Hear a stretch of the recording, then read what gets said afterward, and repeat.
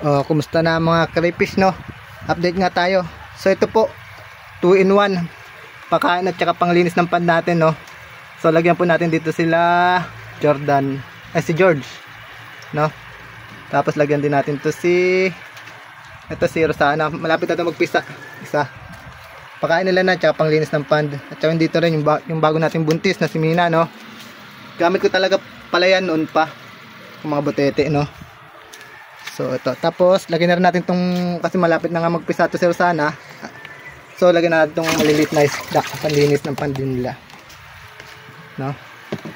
Tapos syempre dito yung 3.5 natin ng mga yung iba dyan wala na, di ba? Naglagay tayo nakaraan, ubos na siya.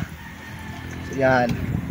Tapos syempre dito sa breeder din natin na sila Jordan, no?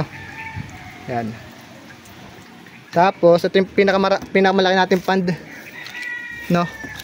Ito yung 2.5 patas. Uy, may palaka pa, loko. May tatapon din kita mamaya. Ito, no? Yan. Lalagyan natin ito lahat dito. Double purpose nga pa itong butete na to. Panglinis ng pond at saka pakain na rin. Same time. Simula nag-alaga ako ng crayfish, pinapakain ko talaga to sa breeder ko noon pa. Kaya nga gumawa ako ng paitlogan talaga ng mga palaka din.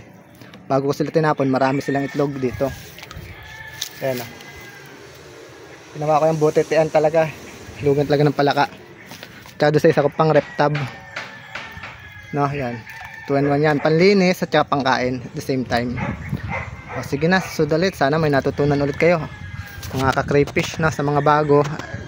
Siyempre dapat pala ilalagay natin siya sa malaki. Kasi yung nandito yung 2.5 yung nandito ito 3.5 inches. Yung mga ano natin. Para sure tayo na makakain din sila.